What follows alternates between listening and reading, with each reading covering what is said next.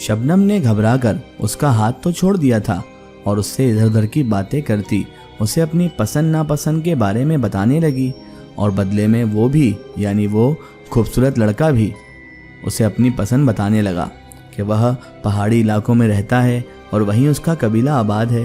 यही नहीं बल्कि वो यहाँ सैर व तफरीह के लिए आया था। जब उसने शबनम को मिट्टी के बर्तन बेचते हुए देखा, जिस पर वह उसकी मदद के गरज से उसके बर्तन मुकम्मल करने लगा, और यूं वो खूबसूरत मगर गरीब सी शबनम की मोहब्बत में गिरफ्तार हो गया। उसने अपनी मोहब्बत की दास्तान शबनम को बताई कि किस तरह शबनम को देखकर वो उसका दीवाना हो गया, शबनम को देखकर वो उस पर फिदा हो गया और उससे मोहब्बत करने लगा। उसके मोहब्बत के इजहार पर शबनम ने बिना शर्माए उसे बता दिया कि वो भी उसे पहली ही नज़र में पसंद कर बैठी थी, पहली ही नज़र में उसके हुस्न की दीवानी हो गई थी, क्योंकि वो था ही इतना खूबसूरत। वो कहने लगी, अजान, तुम्हें देखकर मैं भी पहली नज़र में तुम पर शैदा हो गई और तुमसे मोहब्बत कर बैठी। मैं भी तुमसे बेइंतहा मोहब्बत करती हूँ अजान। जितनी मोहब्बत तुम मुझसे करते हो उतनी ही मैं भी तुमसे करती हूँ। मोहब्बत के जवाब में मोहब्बत पाकर अजान गहरा सा मुस्कुराया था और यूं उनकी मोहब्बत की दास्तान का आगाज़ हो गया था। अब अजान रोज़ बरोज़ उसे मिलने आने लगा था और उसका काम आसान बनाने लगा था, जिससे शबनम के मिट्टी के बर्तन हाथों हाथ बिकने लगे थे। यही नहीं, शबनम अजान को ये भी बता चुकी थी कि उसका कोई रिश्तेदार, कोई जानने वाला भी नहीं है। शबनम ने एक दिन अजान से कहा, अजान, तुम क्या ये मेरे लिए पता लगा सकते हो कि मेरा कोई रिश्तेदार है या नहीं? मुझे यकीन नहीं आता है।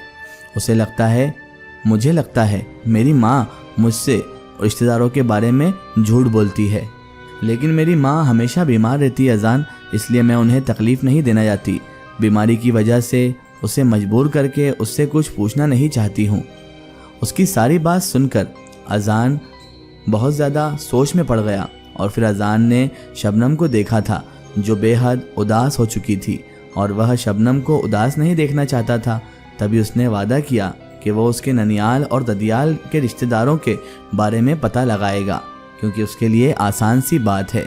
शबनम ने जैसे ये सुना तो वो खुशी से उछल पड़ी। शबनम उसके मुंह से ये बात सुनकर बेहद खुश हो गई थी और फिर अजान वहाँ से चला गया।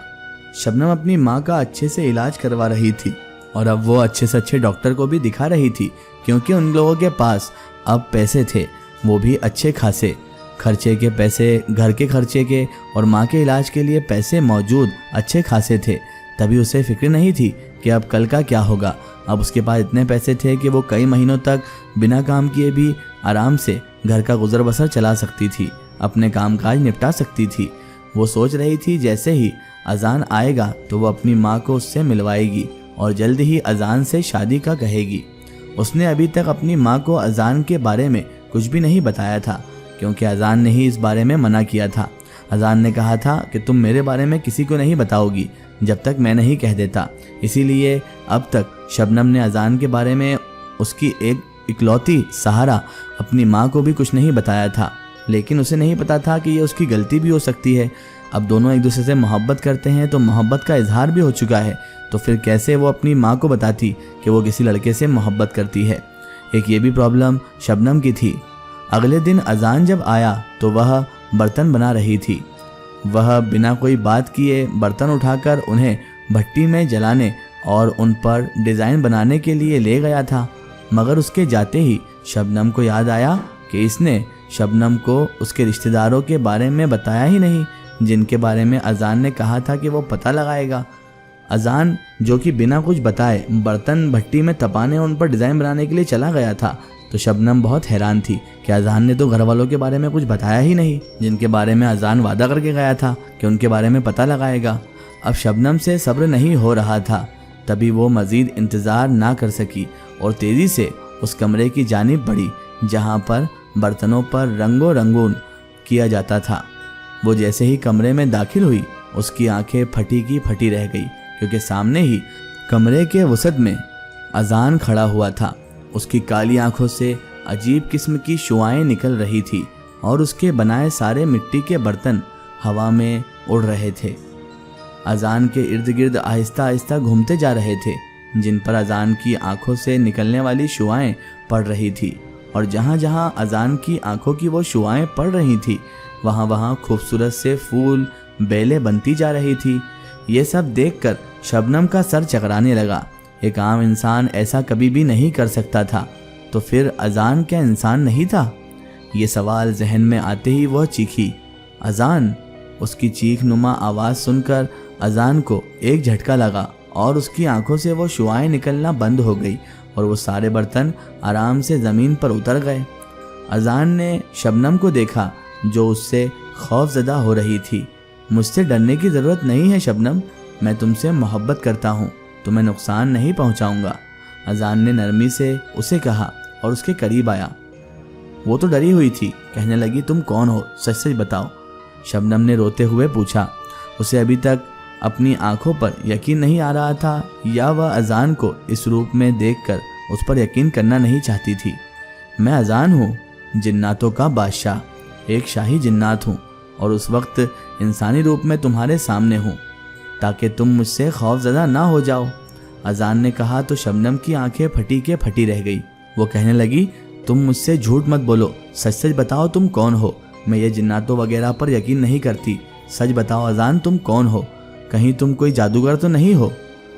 بیچاری شبنم نے کبھی خواب و خیالوں میں بھی نہیں سوچا تھا کہ وہ کسی جنات سے محبت کر لے گی یا پھر کسی اور مخلوقات سے محبت کرے گی۔ وہ روتی ہوئی پیچھے ہونے لگی جب اچانک اذان نے اسے بازو سے تھام کر روکا۔ میں تم سے محبت میں یہ سب تم سے چھپانے پر مجبور ہو گیا تھا شبنم، مجھے ڈر تھا کہ کہیں تم مجھ سے خوف زدہ نہ ہو جاؤ، میرا اصل روپ دیکھ کر مجھ سے نفرت نہ کرنے لگو، اسی لیے میں تمہارے سامنے خوبصورت نوجوان کی شکل لے کر آیا۔